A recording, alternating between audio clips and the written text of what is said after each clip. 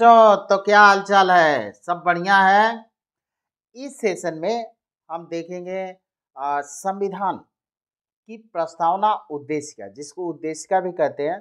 कहने के लिए हर सरकारी एग्जाम, चाहे जो भी हो, यूपीएससी का हो, चाहे यूपी पब्लिक सर्विस कमीशन हो, हर सरकारी एग्जाम में क्वेश्चन बनते हैं। हर सरकारी एग्जाम के लिए इम्पोर्टेंट होता है।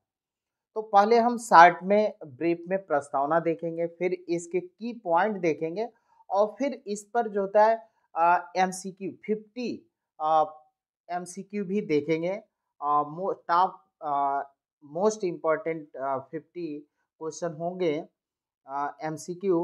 तो उद्देश्य क्या कहता है, हम भारत के लोग, एक एक पॉइंट आपको इसमें याद होना चाहिए। हम भारत के लोग भारत को संपूर्ण प्रभुत्व संपन्न समाजवादी पंथ निरपेक्ष लोकतांत्रिक गणराज्य बनाने के लिए तथा इसके समस्त नागरिकों को सामाजिक, आर्थिक, राजनैतिक न्याय, न्याय में तीन चीज है, सामाजिक है, आर्थिक है, राजनैतिक। तो ये प्रश्न बन सकता है कि उद्देशिका में किस न्याय का उल्लेख नहीं है, तो इसमें कोई और एक पॉइंट जोड़ देंगे, ऑप्शन डी बना दिया जाएगा। तो सामाजिक, आर्थिक, राजनीतिक न्याय की भी बात की गई है।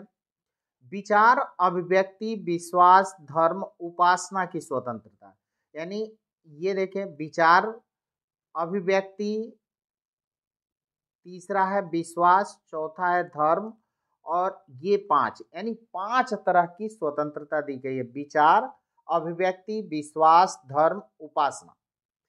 यही आपको पॉइंट पकड़ना है। जब ये आप पकड़ लेंगे पॉइंट, तो एग्जाम निकालना आसान हो जाएगा। कैसे हमको रीड करना है कि हम उस की पॉइंट को पकड़ लें और फिर आसानी से क्वेश्चनों को सॉल्व कर लें। तो पांच तरह की स्वतंत्रता है, विचार, अभिव्यक्ति, विश्वास, धर्म, उपासना।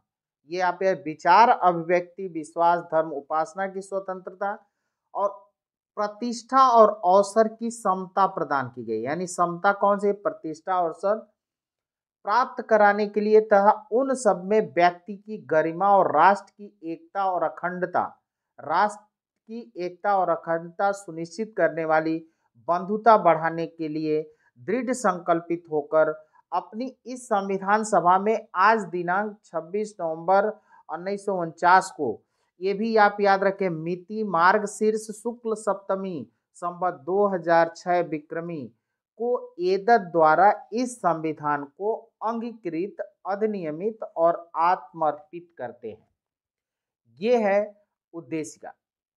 अब इसके की पॉइंट पर चलेंगे। अब आते हैं प्रस्तावना में कब संशोधन हुआ। 1976 में 42वें संविधान संशोधन अधिनियम द्वारा प्रस्तावना में संशोधन किया गया था, जिसमें 3 नए शब्द जोड़े गए, समाजवादी, धर्मनिरपेक्ष तथा अखंडता। ये इस पर भी क्वेश्चन काफी बनते हैं, तो ये इंपॉर्टेंट एमसीक्यू आपका बनेगा। 3 नए शब्द 42वें संवैधानिक संशोधन अधिनियम के तहत समाजवादी, धर्मनिरपेक्ष और अखंडता शब्द को जोड़ा गया। अब सुप्रीम कोर्ट ने क्या क्या व्याख्या की है। पहला, वेरुवारी यूनियन के मामले में 1960 में सुप्रीम कोर्ट ने कहा था कि प्रस्तावना संविधान का हिस्सा नहीं है, भाग नहीं है। ये बात नोट करें कि किस मामले में सुप्रीम कोर्ट ने कहा। बेरुबारी मामले में ये बात कहा था कि प्रस्तावना संविधान का हिस्सा नहीं है। फिर उसने कहा कि हालांकि यह स्वीकार किया गया कि यदि संविधान के किसी भी अनुच्छेद में एक शब्द अस्पष्ट है या उससे एक से अधिक अर्थ होते हैं, तो प्रस्तावना को एक मार्गदर्शक सिद्धांत के रूप में इस्तेमाल किया जा सकता है। अतः यह संविधान निर्माताओं के विचारों के जानने की कुंजी है, यानी संविधान की कुंजी कहते हैं इसको। की ऑफ कॉन्स्टिट्यूशन, की ऑफ कॉन्स्टिट्यूशन बोलते हैं। तो ये यहाँ से क्वेश्चन बनेंगे आपके। अब दूसरा मामला है केशवानंद भारती मामले, बड़ा चर्चित मामला है। 1973 में सुप्रीम कोर्ट ने अपने पहले फैसले को पलट दिया और इस बार कहा कि प्रस्तावना संविधान का एक हिस्सा है। Part of the preamble is the part of constitution. Preamble जो है पार्ट ऑफ कॉन्स्टिट्यूशन का है और इसे संविधान के अनुच्छेद 360 आर्टिकल 368 के तहत संशोधन किया जा सकता है।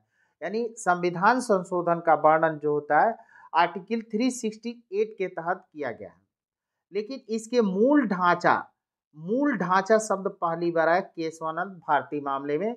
मूल ढांचे में परिवर्तन नहीं किया जा सकता है। एक बार फिर भारतीय जीवन बीमा निगम के मामले में सुप्रीम कोर्ट ने कहा कि प्रस्तावना संविधान का हिस्सा है। यानी बेरूबारी मामले में ये कहा सुप्रीम कोर्ट ने कि प्रस्तावना संविधान का हिस्सा नहीं है, लेकिन केशवानंद भारती मामले और भारतीय जीवन बीमा निगम मामले में दोनों में ये कहा कि प्रस्तावना संविधान का हिस्सा है। लेकिन बेरूबारी मामले और यहाँ पे एक शब्द आया केशवानंद भारती मामले में मूल ढांचा, फंडामेंटल स्ट्रक्चर। फंडामेंटल स्ट्रक्चर क्या है? तो मूल ढांचे की बात यहाँ पे आया है। प्रस्तावना के 4 कंपोनेंट है, 4 कंपोनेंट्स ऑफ प्रियम्बल। यह इस बात को इशारा करता है कि संविधान के अधिकार का स्रोत भारत के लोगों के साथ निहित है। यानी ये कहता है कि संविधान के अधिकार का स्रोत भारत के लोगों के साथ निहित है। दूसरा कंपोनेंट है इस बात की घोषणा करता है कि भारत एक समाजवादी, पंथ निरपेक्ष, लोकतांत्रिक और गणतंत्र राष्ट्र है। थर्ड कंपोनेंट है यह सभी नागरिकों के लिए न्याय, स्वतंत्रता, समानता को सुरक्षित करता है और राष्ट्र की एकता और अखंडता को बनाए रखने के लिए भाईचारे को बढ़ावा देता है। और फोर्थ कंपोनेंट है कि इसमें उस तारीख का उल्लेख है जिस दिन संविधान को अंगीकृत किया गया, अपना है। तो ये 4 कंपोनेंट्स कहलाते हैं प्रियम्बल के। अब भारतीय संविधान की प्रस्तावना पंडित नेहरू द्वारा, जवाहरलाल नेहरू द्वारा प्रस्तुत उद्देश्य प्रस्ताव ऑब्जेक्टिव प्रपोजल पर आधारित है। ऑब्जेक्टिव प्रपोजल संविधान सभा में जो कॉन्स्टिट्यूशनल असेंबली बनी थी, संविधान सभा में 13 दिसंबर 1946 को प्रस्तुत किया और संविधान सभा ने इसे 22 जनवरी 1947 को स्वीकार कर लिया। और प्रियम्बल जो है वो ऑस्ट्रेलिया के संविधान से प्रभावित है। अब हम लोग आते हैं एमसीक्यू क्वेश्चन पर। तो ये एमसीक्यू क्वेश्चन, संविधान के अंतर्गत भारतीय लोकतंत्र के आदर्शों को हम कहाँ देख सकते हैं? तो भारतीय लोकतंत्र का आदर्श जो होता है प्रस्तावना में निहित है। सेकंड क्वेश्चन है निम्नलिखित में से किसने उद्देश्य प्रस्ताव को पेश किया था जिसको बाद में भारत के संविधान की प्रस्तावना के रूप में ग्रहण किया गया? तो ये थे पंडित जवाहरलाल नेहरू। बी आर अम्बेडकर नहीं थे, वो तो ड्राफ्टिंग कमेटी के सदस्य थे, अध्यक्ष थे। तो ये जवाहरलाल नेहरू ने ऑब्जेक्टिव प्रपोजल प्रस्तुत किया था। थर्ड क्वेश्चन है भारतीय संविधान का उद्देशिका का स्रोत क्या है? तो अभी हम लोगों ने देखा कि ये ऑस्ट्रेलिया के संविधान से लिया गया है। फोर्थ क्वेश्चन है हमारे संविधान की प्रस्तावना में उल्लेख नहीं है न्याय का, भ्रातृत्व का, प्रतिष्ठा की समानता का, वयस्क मताधिकार का। तो वयस्क मताधिकार का उल्लेख जो होता है तो कॉन्स्टिट्यूशन में है बट प्रस्तावना में नहीं है। तो ये फोर्थ ऑप्शन जो होता है इसका ऑप्शन करेक्ट होगा, उल्लेख नहीं है। नेक्स्ट क्वेश्चन, स्वतंत्रता, समानता, बंधुत्व के सिद्धांतों को किस देश के संविधान से अपनाया गया है? तो ये फ्रेंच रिवॉल्यूशन जो हुआ था उससे प्रभावित है, क्योंकि उन्हीं का ये नारा था स्वतंत्रता, समानता और बंधुत्व।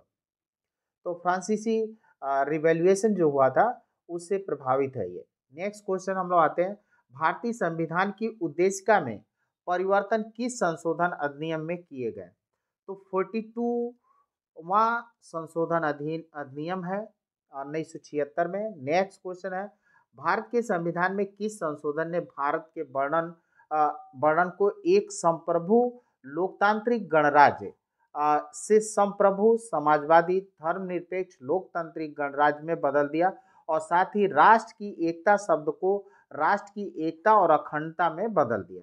तो ये है 42वां संविधान संशोधन अधिनियम। नेक्स्ट क्वेश्चन है निम्नलिखित में से कौन सा संविधान संविधान संशोधन अधिनियम 1976 द्वारा प्रस्तावना में जोड़ा गया। तो प्रस्तावना में समानता पहले से था, न्याय, स्वतंत्रता भी था, समाजवादी शब्द जोड़ा गया। नेक्स्ट क्वेश्चन है, भारत के संविधान की प्रस्तावना में निम्नलिखित में से वह शब्द कौन सा है जिसका समावेशन संविधान 42वें संशोधन अधिनियम 1976 के माध्यम से नहीं किया गया। तो समाजवादी, पंथ निरपेक्ष या धर्म निरपेक्ष, अखंडता शब्द जोड़ा गया, गरिमा नहीं जोड़ा गया। तो ये ऑप्शन इनकरेक्ट है। निम्न में से कौन से शब्द को 42वें संविधान संशोधन की प्रस्तावना में नहीं जोड़ा गया? तो समाजवादी, अखंडता और ये पंथ निरपेक्षा, समानता। यहाँ पे वही क्वेश्चन है, थोड़ा सा ऑप्शन बदले गए तो समानता शब्द नहीं, पहले से ही उसमें निहित है। भारतीय संविधान केवल सरकार के लोकतांत्रिक रूप की कल्पना नहीं करता, बल्कि एक लोकतांत्रिक समाज की भी कल्पना करता है, क्योंकि इसकी विचारधारा से ओतप्रोत है न्याय, स्वतंत्रता, समानता, भाईचारा, यानी सब के सब है। न्याय भी है, स्वतंत्रता भी है, समानता भी है, भाईचारा भी है। नेक्स्ट आते हैं हम लोग, निम्नलिखित में से कौन सा शब्द भारत के संविधान की प्रस्तावना में गणराज्य शब्द से पहले नहीं आता? यानी ये कह दें फेडरल शब्द, फेडरल, सोशलिस्ट, सॉवरेन, डेमोक्रेटिक, ये कह दें कि फेडरल शब्द कहीं पे भी प्रस्तावना में यूज नहीं हुआ है, संघी शब्द यूज नहीं हुआ है। तो ये ऑप्शन हम लोग का करेक्ट होगा। नेक्स्ट क्वेश्चन है, भारतीय संविधान ने भारत को निम्नलिखित में से को छोड़कर बाकी सभी होना घोषित किया है। साम्यवादी, प्रजातांत्रिक तो है ही है, समाजवादी भी है, पंथ निरपेक्ष भी है। भारत जो होता है साम्यवादी नहीं है, कम्युनिस्ट नहीं है। नेक्स्ट क्वेश्चन है हम लोगों का, निम्नलिखित में से कौन सा शब्द भारतीय संविधान की प्रस्तावना में शामिल नहीं है? बंधुता, प्रभुत्व संबंध, संघवाद, न्याय। तो अब देखिए इसमें कौन सा प्रस्तावना में बंधुता है, प्रभुत्व संपन्न है, न्याय है, संघवाद, फेडरलिज्म नहीं है, संघवाद नहीं है। नेक्स्ट क्वेश्चन, निम्नलिखित में से कौन सा भारतीय संविधान की प्रस्तावना का हिस्सा नहीं है? स्वतंत्रता है, न्याय है, समानता है, कुलीन तंत्र कहीं पे नहीं है। नेक्स्ट क्वेश्चन है, निम्नलिखित में से कौन से विशेषण संविधान की प्रस्तावना का अंग नहीं है? धर्मनिरपेक्ष तो है ही है, स्वतंत्रता है ही है, संप्रभुता है, धर्मनिरपेक्ष है, संप्रभुता, सहिष्णु शब्द की बात तो उसमें नहीं किया गया है। तो नेक्स्ट क्वेश्चन हम लोग का है, हमारे संविधान की प्रस्तावना में उल्लेख नहीं है न्याय का, भातृत्व का, प्रतिष्ठा की, सब वयस्क मताधिकार का। ये क्वेश्चन पहले भी था। नेक्स्ट क्वेश्चन है, संविधान बनाते समय निम्नलिखित में से कौन सा आदर्श प्रस्तावना में शामिल नहीं किया? स्वतंत्रता, समता, समाजवादी, न्याय। समाजवादी नहीं था, ये बाद में जोड़ा गया। तो यही कह रहा है संविधान बनाते समय की बात कर रहा है, प्रस्तावना में तो है बट संविधान बनाते समय ये शब्द नहीं था, इसको बाद में जोड़ा गया 1976 में। गणतंत्र होता है केवल एक लोकतांत्रिक अध्यक्षीय पद्धति शासन वाला, संसदीय पद्धति शासन वाला राज्य जहां पर अध्यक्ष वंशागत रूप से न हो, यानी वंशागत न हो, वहां उसको बोलते हैं गणतंत्र, जहां पे निर्वाचित प्रमुख हो। समाजवाद निम्न में से क्या प्राप्त करने में सफल रहता है? लोगों के जीवन को उच्च स्तर, समाज में आय के समान वितरण, समाज में उच्च व्यक्तिगत कल्याण, समाज में अधिकतम सामाजिक कल्याण। ये ऑप्शन करेक्ट होगा। नेक्स्ट है, भारत एक धर्मनिरपेक्ष राज्य है, यह निम्न में से किस वाक्यांश में वक्तव्य? सामाजिक न्याय, व्यक्तियों की स्थिति और समता, आस्था और पूजा की स्वतंत्रता। ये करेक्ट होगा। नेक्स्ट क्वेश्चन है, भारत में संविधान की उद्देशिका में धर्मनिरपेक्ष शब्द कौन से संविधान संशोधन द्वारा? तो 42वें संविधान संशोधन अधिनियम के तहत 1976 में जोड़ा गया। नेक्स्ट क्वेश्चन है, भारत को एक गणराज्य मुख्य रूप से इसलिए माना जाता है क्योंकि राज्याध्यक्ष का चुनाव होता है, उसे 15 अगस्त 1947 को स्वतंत्रता मिली थी, उसका अपना लिखित संविधान, उसकी सरकार संसदीय प्रणाली के अनुसार है। यानी यहाँ के जो राज्याध्यक्ष हैं उसका क्या होता है? चुनाव होता है। तो इसलिए इसको बोलते हैं गणराज्य। निम्नलिखित में से कौन सा शब्द भारतीय संविधान के 42वें संशोधन द्वारा प्रस्तावना में शामिल किया गया था?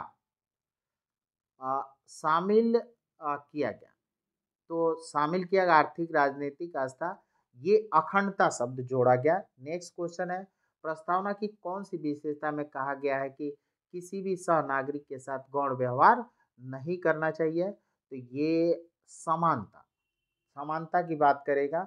नेक्स्ट है, किसने भारतीय संविधान की प्रस्तावना को भारतीय संविधान की राजनीतिक कुंडली किया कहा है?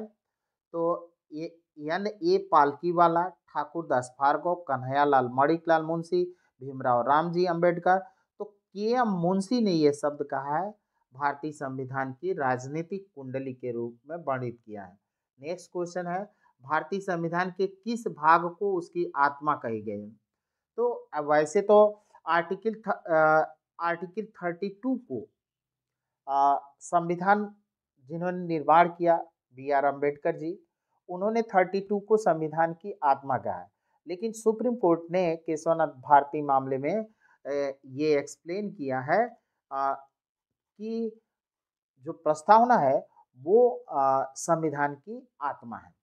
तो अभी तो फिलहाल यहाँ पे दूसरी चीज की इन्होंने कह दें कि इस ऑप्शन में मौलिक अधिकार शब्द कहीं पे आया भी नहीं है। तो मौलिक अधिकार के आर्टिकल 32 को B.R. अम्बेडकर जी ने संविधान की आत्मा कहा है। इसमें मौलिक अधिकार है ही नहीं है, तो नो डाउट हम लोग सीधे सीधे प्रस्तावना पर ट्रिक कर सकते हैं। और मौलिक अगर अधिकार आता है तो फिर वहाँ पे थोड़ी सी कंफ्यूजन होती है, लेकिन आर्टिकल 32 को B.R. अम्बेडकर जी ने संविधान की आत्मा कहा है और सुप्रीम कोर्ट ने प्रस्तावना को एक्सप्लेन करते हुए संविधान की आत्मा कहा है। नेक्स्ट क्वेश्चन हम लोग आते हैं, संविधान के निर्माताओं की सोच भारत के संविधान के किस हिस्से में परिलक्षित होती है? तो नो डाउट ये तो प्रस्तावना है, प्रस्तावना में ही परिलक्षित होती है।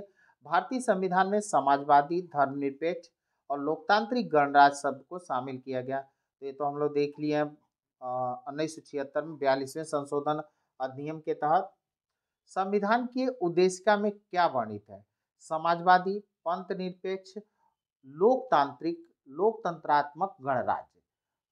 तो ये पंथ निरपेक्ष ये सही है। समाजवादी, पंथ निरपेक्ष और लोकतंत्रात्मक गणराज्य उल्लेख है। नेक्स्ट क्वेश्चन है, भारतीय संविधान की प्रस्तावना में समाजवाद शब्द निम्नलिखित में किसने अपनी प्रेरणा से प्राप्त करता है?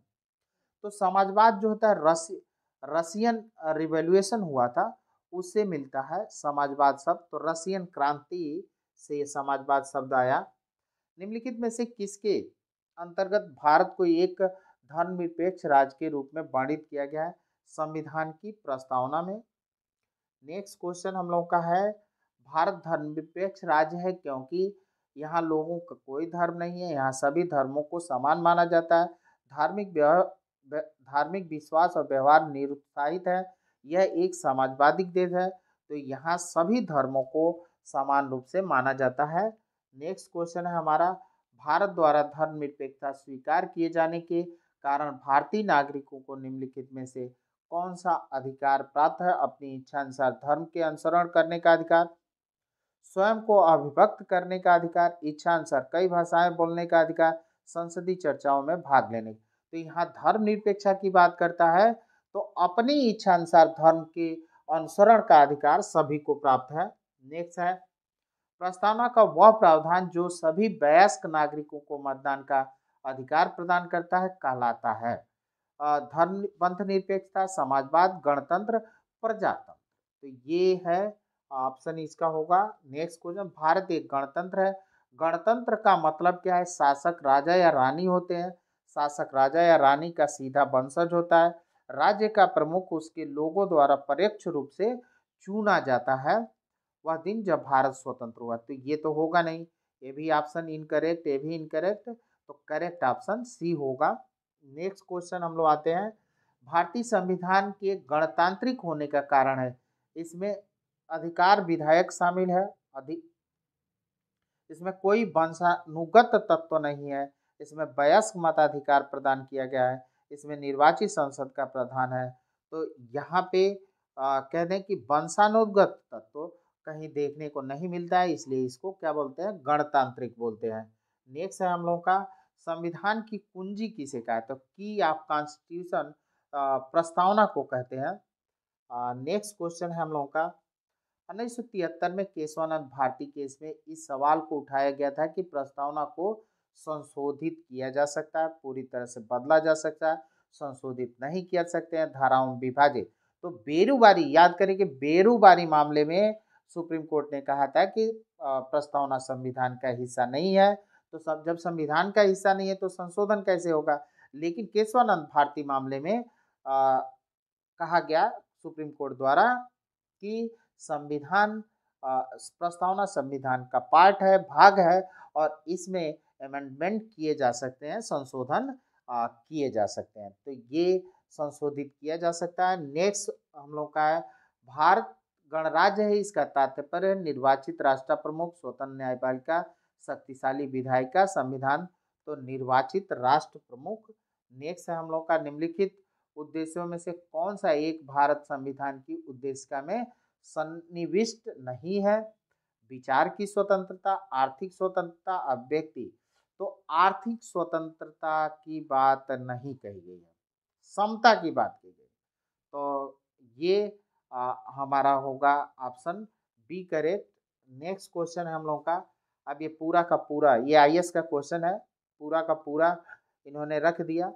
हम भारत के लोग भारत को एक संपूर्ण प्रभुत्व संपन्न समाजवादी पंथ निरपेक्ष लोकतांत्रिक गणराज्य बनाने के लिए था, उसके समस्त नागरिकों को सामाजिक, आर्थिक, राजनैतिक न्याय, विचार, अभिव्यक्ति, विश्वास, धर्म, उपासना की स्वतंत्रता, प्रतिष्ठा और अवसर की समता प्राप्त करने के लिए उस समय व्यक्ति की गरिमा और राष्ट्र की एकता और अखंडता सुनिश्चित करने वाली बंधुता बढ़ाने के लिए दृढ़ संकल्प होकर इस संविधान सभा में आज एतद द्वारा इस संविधान को अंगीकृत अधिनियमित आत्मार्पित करते हैं। यह का अर्थ है यानी किस दिन, तो 26 नवंबर 1949 को अंगीकृत किया गया था। तो ये ऑप्शन करेक्ट होगा हम लोगों का।